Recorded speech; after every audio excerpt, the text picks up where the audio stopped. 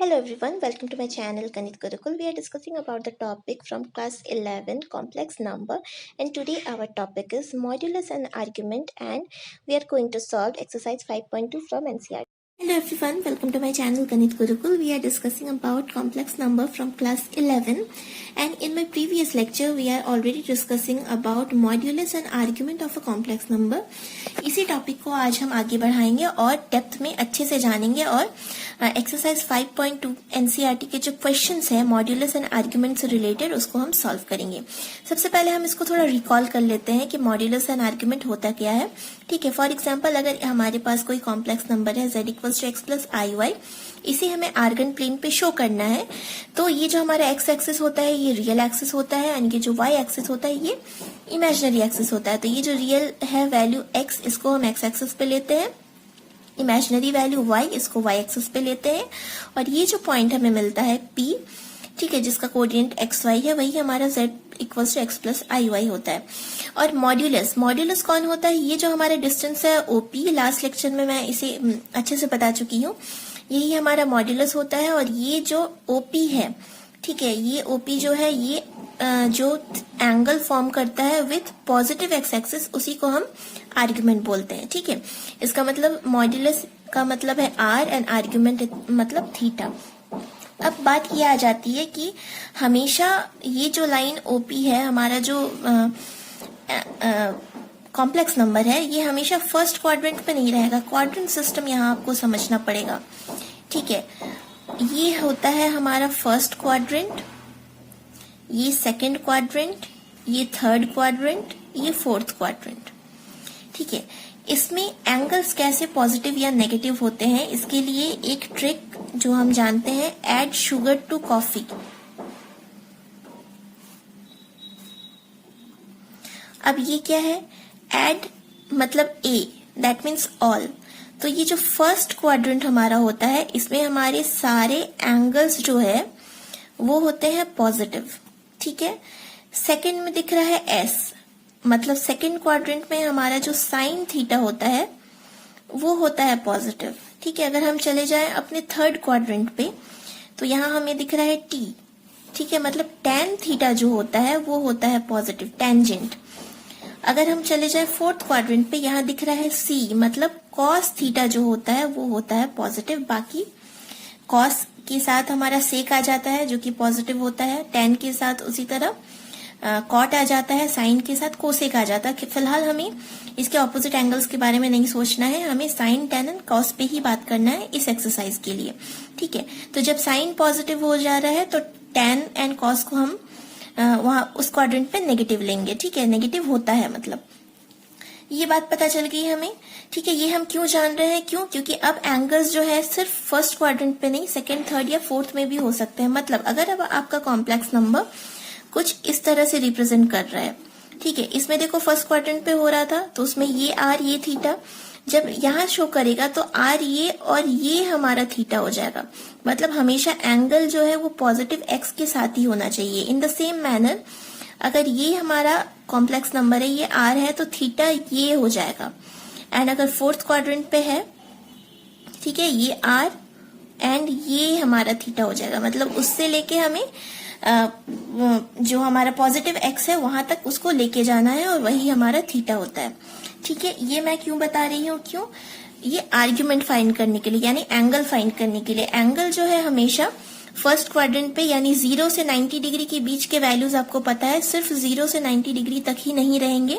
ठीक है, 360 डिग्री तक, 0 से 360 तक कोई भी वैल्यू हो सकता है। अब कोई भी वैल्यू हम निकालेंगे तो निकालेंगे कैसे? इसके लिए मेरे पास एक टेबल है जो आपको लर्न रखना है। ठीक है, वो क्या है? हमें सबसे पहले आइडेंटिफाई करना पड़ेगा कि हमारा जो कॉम्प्लेक्स नंबर है वो कौन से क्वाड्रेंट में है।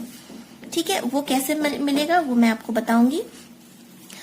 और अगर उस क्वाड्रेंट पे है तो उसका आर्ग्यूमेंट का जो वैल्यू होगा वो क्या होगा, ये हमें पता करना है। तो अगर हमारा कॉम्प्लेक्स नंबर फर्स्ट क्वाड्रेंट पे रहता है तो उसका वैल्यू सीधा थीटा इक्वल्स टू 5 हो जाएगा। 5 कैसे निकालेंगे ये मैं आपको बताऊंगी अभी एक क्वेश्चन के माध्यम से।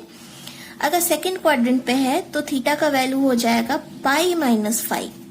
ठीक है, अगर थर्ड क्वाड्रेंट पे हम हैं तब थीटा का वैल्यू हो जाएगा माइनस पाई माइनस फाइव, सबके एक एक एग्जाम्पल्स मैं दूंगी। अगर हम होंगे फोर्थ क्वाड्रेंट पे, ठीक है, तो थीटा का वैल्यू सीधा हम ले लेंगे -5।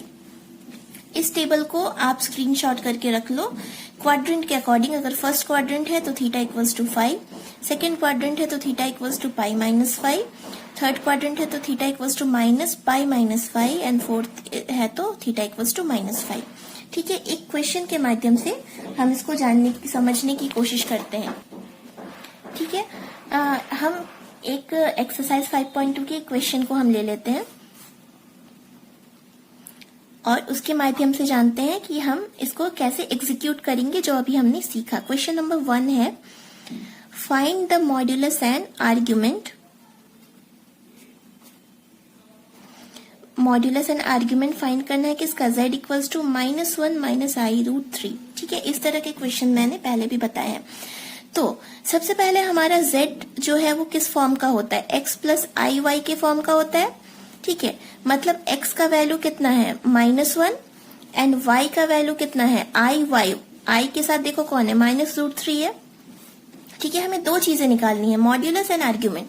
मॉड्यूलस के लिए तो कोई टेंशन नहीं है, हम जानते हैं r मॉड्यूलस होता है और r का फॉर्मूला होता है √x² + y²।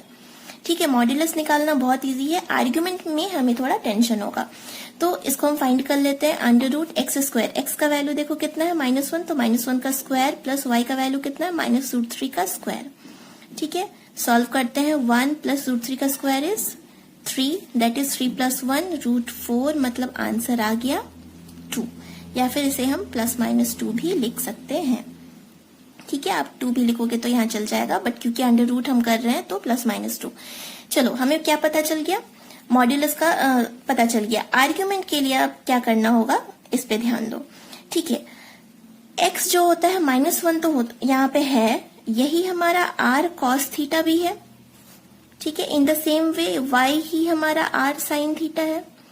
तो अगर हम ध्यान से यहाँ देखें तो r cos थीटा का वैल्यू है -1, r का वैल्यू अभी हमने निकाला 2। ठीक है, तो 2 cos थीटा इक्वल्स टू -1, तो cos थीटा का वैल्यू आ गया -1/2। आप cos थीटा निकाल चुके हो, हमें थीटा चाहिए ना, इसीलिए cos एंड sin हम दोनों निकाल लेते हैं। r sin थीटा का value in the same way है -√3, तो यहाँ से sin theta equals to r का जगह कौन है, 2 sin थीटा इक्वल्स टू -√3, तो sin थीटा का वैल्यू आ गया -√3/2। ठीक है, इतना जानने के बाद सबसे पहले आप पता करो कि आप कौन से क्वाड्रेंट में हो। ठीक है, और क्वाड्रेंट से पहले भी आप थीटा निकाल सकते हो। सबसे पहले तो ये देख लो कि ये माइनस है, ये माइनस है, उस माइनस प्लस जो भी है उसको इग्नोर करो और सबसे पहले देखो कि cos थीटा का वैल्यू अगर माइनस नहीं होता तो क्या होता, ओनली हाफ होता। ठीक है, तो अब साइड में फाई का वैल्यू निकाल लो। फाई क्या होगा, cos थीटा का वैल्यू -½ कितनी डिग्री पे होता है, माइनस आप इग्नोर करो, हाफ कितने डिग्री पे होता है, और sin थीटा दोनों में से किसी एक का देख लो। cos ½ कितने डिग्री में होता है, ठीक है, cos ½ कितने डिग्री में होता है, तो 60 डिग्री में होता है ना, तो फाई का वैल्यू सीधा कितना हो जाएगा, 60 डिग्री हो जाएगा। साइन का भी देख लो, √3/2 कितने डिग्री में होता है, 60 डिग्री में होता है। ठीक है, इसी 60 को अगर हम पाई के फॉर्म में चेंज करेंगे यानी रेडियन में चेंज करेंगे तो इसको हमें π/180 से मल्टीप्लाई करना पड़ता है। आंसर आप हमेशा कोशिश करो रेडियन में रखने की, तो इसको हम कैंसिल करते हैं, मतलब π/3 है हमारा फाई का वैल्यू। फाई का वैल्यू मिल गया। अब आप सोचो क्वाड्रेंट के बारे में। ठीक है, कॉस का वैल्यू देखो नेगेटिव है, माइनस में है, साइन का वैल्यू भी नेगेटिव है। अब हम बात करते हैं कि ये किस क्वाड्रेंट में होगा, ये कैसे पता करेंगे। इसके लिए हम देखते हैं। ठीक है, फर्स्ट क्वाड्रेंट में सब पॉजिटिव, सेकेंड क्वाड्रेंट में साइन पॉजिटिव, थर्ड क्वाड्रेंट में 10 पॉजिटिव, फोर्थ क्वाड्रेंट में कॉस पॉजिटिव। ठीक है, लेकिन हमारा ये जो साइन है ये भी नेगेटिव आ रहा है और ये जो कॉस है ये भी नेगेटिव आ रहा है। तो दोनों अगर नेगेटिव आ रहा है तो वो सेकेंड और फोर्थ क्वाड्रेंट तो होगा नहीं। ठीक है, क्योंकि सेकेंड या फोर्थ दोनों में से कोई होता तब तो साइन या कॉस पॉजिटिव आता, लेकिन दोनों माइनस है, इसका मतलब ये दोनों नहीं होगा। एंड फर्स्ट तो हो ही नहीं सकता, क्यों, क्योंकि सारे एंगल उसमें पॉजिटिव होते हैं। तो दोनों साइन और कॉस दोनों माइनस कहाँ हो सकते हैं, तो थर्ड क्वाड्रेंट में हो सकते हैं। ठीक है। या फिर ऐसे भी आपको याद रखना है कि tan पॉजिटिव है, मतलब tan और cot को छोड़ के बाकी सब नेगेटिव है, तो साइन और कॉस दोनों नेगेटिव कहाँ होंगे, तो थर्ड क्वाड्रेंट में होंगे, ठीक है। और थर्ड क्वाड्रेंट के लिए फॉर्मूला देखो क्या है, थर्ड क्वाड्रेंट के लिए थीटा बराबर है, थर्ड क्वाड्रेंट के लिए थीटा है -π-5, तो माइनस ऑफ π-5, तो ये आ गया -π-5 का वैल्यू कितना निकाला आपने, π/3, ठीक है। तो माइनस ऑफ 3π-π दैट इज 2π/3, तो आंसर आपका आर्ग्यूमेंट आ गया -2π/3, ठीक है, विच is the required answer for modulus and argument. Modulus and argument हम इसी तरह से फाइंड करते हैं। ओके, नंबर 2 क्वेश्चन जो है, एक और क्वेश्चन हम इससे रिलेटेड देख लेते हैं। फाइंड मॉड्यूलस एंड आर्ग्यूमेंट है, तो x का वैल्यू कितना हो जाएगा, -√3 हो जाएगा, एंड y का वैल्यू हो जाएगा i के साथ जो है दैट इज 1। मॉड्यूलस तो इजीली निकल जाएगा, r क्या होता है फॉर्मूला, x² + y², तो अंडर रूट -√3 का स्क्वायर प्लस 1 का स्क्वायर, ठीक है, √3 का स्क्वायर दैट इज 3 + 1, ये आ गया सीधा √4 मतलब कि 2। पॉजिटिव पार्ट को आपको लेना है, ठीक है। मॉड्यूलस हम निकाल रहे हैं, मॉड मतलब क्या प्लस ना, तो आप ओनली पॉजिटिव पार्ट को लो, आपको दोनों नहीं लेना है। तो r का वैल्यू हो गया 2। अब हम बात करते हैं आगे, तो आगे हम आर्ग्यूमेंट के लिए सबसे पहले यही जो हमारा x है, यही है हमारा r cos थीटा, एंड ये है हमारा r sin थीटा। तो r cos थीटा का वैल्यू है -√3, r का वैल्यू 2 cos थीटा इक्वल्स टू -√3, मतलब cos थीटा हो गया -√3/2। इन द सेम वे हम r sin थीटा का वैल्यू है 1, तो 2 sin theta equals to 1, sin theta equals to 1/2। अब हमें सोचना है कि ये जो थीटा cos थीटा √3/2, माइनस को आप इग्नोर करो, √3/2 कब होता है, तो √3/2 होता है मेरा 30 डिग्री पे, ठीक है। तो 30 डिग्री इंटू π/180 यानी π/6, फाई का वैल्यू हमें पता चल गया, ठीक है। अब हम बात करते हैं कि ये किस क्वाड्रेंट पे होना चाहिए, तो add sugar to coffee, sine theta positive है और कॉस नेगेटिव, तो साइन पॉजिटिव किस में होता है, फर्स्ट क्वाड्रेंट, सेकेंड क्वाड्रेंट में, मतलब हमारा आंसर कहाँ लाई करेगा, सेकेंड क्वाड्रेंट पे। अब सेकेंड क्वाड्रेंट के लिए हम फॉर्मूला देख लेते हैं कि क्या था। सेकेंड क्वाड्रेंट पे थीटा इक्वल्स टू π-5 होता है, ठीक है। तो π-5 का वैल्यू कितना आया है, π/6 आया है ना, सॉल्व करते हैं, 6π-5 that is 5π/6 which is the required answer, ठीक है। तो यही है हमारा question number 2। Okay, question number 3 पे हम बात करते हैं। क्वेश्चन नंबर 3 है convert the given complex number in polar form. Polar form क्या था, z equals to r cos theta plus ir sin theta, ठीक है। r दिख रहा है, थीटा दिख रहा है, मतलब अगर आपको पोलर फॉर्म में भी कन्वर्ट करना है तो सबसे पहले r एंड थीटा यानी मॉड्यूलस एंड आर्ग्यूमेंट तो आपको निकालना ही पड़ेगा। फिर इस फॉर्मूला में आपको क्या कर देना है, जस्ट पुट कर देना है। मतलब पहले वाले जो हम क्वेश्चन सॉल्व कर रहे थे और इसमें बहुत ज्यादा अंतर नहीं है, बस लास्ट में हमें एक आंसर जोड़ना पड़ेगा। तो चलो स्टार्ट करते हैं। सबसे पहले r के लिए हम तो x निकाल लेते हैं। x क्या है, 1 है, y क्या है, i के साथ जो है मतलब -1, ठीक है।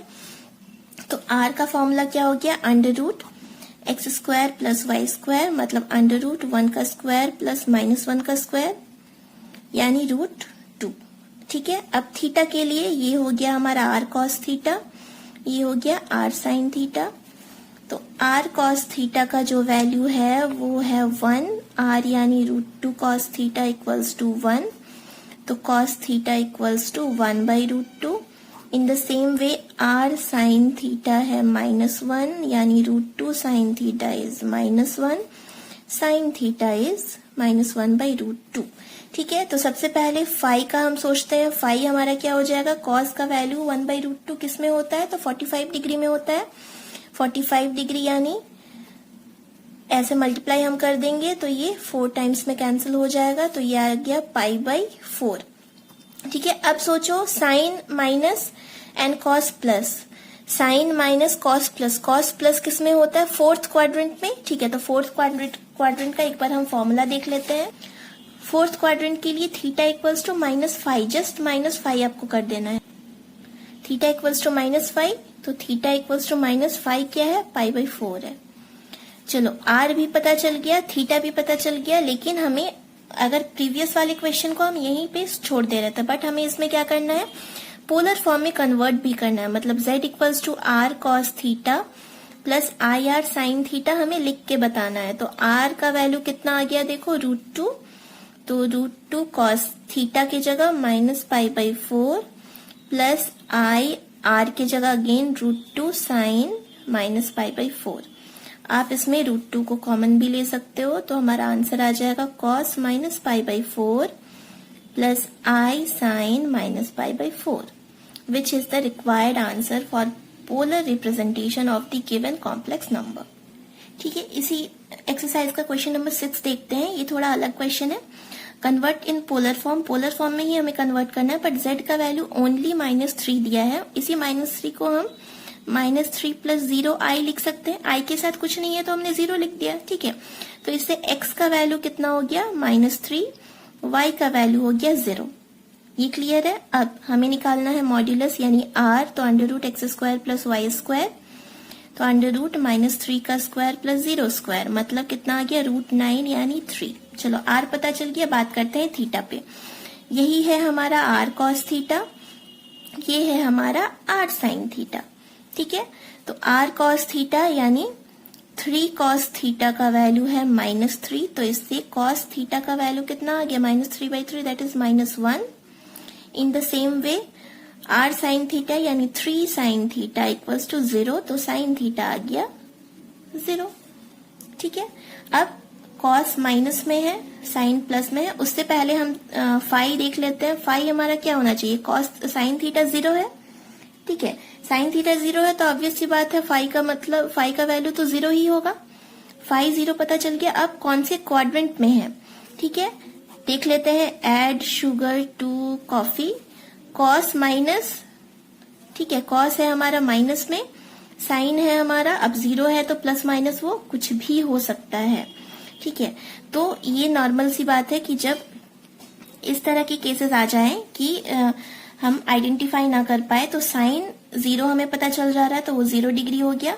कॉस माइनस है तो आप उसी को कंसिडर कर लो, यानी कॉस पॉजिटिव है हमारा 4th क्वाड्रेंट में, तो हमारा नेगेटिव कहाँ होगा, नेगेटिव होगा हमारा 2nd क्वाड्रेंट में, क्योंकि 2nd में साइन प्लस है।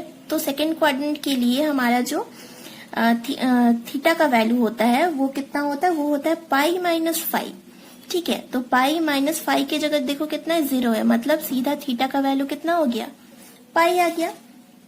ठीक है, तो थीटा का वैल्यू पाई आ गया, तो इसका मतलब हमारा जो कॉम्प्लेक्स नंबर है z equals to r sine theta plus i r cos theta, sorry r cos theta i r sine theta. ठीक है, तो r का वैल्यू है 3 कॉस थीटा की जगह पाई प्लस आई r की जगह 3 साइन थीटा की जगह pi, which is the required answer for the given question. इसी एक्सरसाइज का जो लास्ट क्वेश्चन है उस पे हम बात करते हैं। Convert in polar form, z का वैल्यू जस्ट i गिवन है, तो इसी को हम z इक्वल्स टू 0 + 1i लिख सकते हैं। ठीक है, रियल पार्ट है नहीं तो उसको हमने 0 कंसिडर कर लिया, तो x का वैल्यू हो गया 0, y का वैल्यू हो गया 1। ठीक है, तो r हम निकाल लेते हैं, √x² + y² मॉड्यूलस, तो √0 का स्क्वायर प्लस 1 का स्क्वायर मतलब 1। ये आइडेंटिफाई हो गया। ये है हमारा r cos थीटा, ये है हमारा r sin थीटा। ठीक है, तो r cos थीटा का वैल्यू देखो कितना है, 0 है, मतलब 1 cos थीटा इक्वल्स टू 0, तो cos थीटा का वैल्यू आ गया 0। ठीक है, in the same way r sin theta equals to 1, तो 1 sin थीटा इक्वल्स टू 1, तो sin थीटा इक्वल्स टू 1। ये क्लियरली हमें पता चल रहा है कि cos थीटा का वैल्यू 0 और sin थीटा का वैल्यू 0 कहाँ होता है, थीटा इक्वल्स टू 90 डिग्री पे। इसमें नेगेटिव पॉजिटिव भी हमें सोचने की जरूरत नहीं है, ये क्लियरली हमें दिख रहा है। तो थीटा आप सीधा क्या करो, π/2 ले सकते हो। π/2 मतलब 90 डिग्री, 90 डिग्री को ही हम चेंज करेंगे पोलर रेडियन में, तो ये π/2 आएगा ना। ठीक है, r भी पता चल गया, थीटा भी पता चल गया, तो z इक्वल्स टू क्या होता है, r cos theta plus i r sine theta. r का वैल्यू कितना आ गया, 1 cos थीटा मतलब cos π/2 प्लस आई आर का वैल्यू 1 साइन थीटा यानी π/2। ठीक है, on solving cos pi by 2 plus I sin pi by 2 which is the required answer for the given question। ठीक है, तो इस तरह से हम पोलर फॉर्म में चेंज कर सकते हैं मॉड्यूलस और आर्ग्यूमेंट का यूज करके। एंड मॉड्यूलस एंड आर्ग्यूमेंट हम किसी भी कॉम्प्लेक्स नंबर का फाइंड कर सकते हैं अगर हमें वो टेबल याद रहे। एक बार टेबल को हम दोबारा देख लेते हैं। ठीक है, आपको जस्ट क्या करना है, किस क्वाड्रेंट में है ये पता करना है और उसके बाद उस अकॉर्डिंग इन फॉर्मूलाज को अप्लाई करके सॉल्व करना है। Thank you. Thank you so much for watching the lecture video. For more videos, please like and subscribe my channel Ganit Gurukul.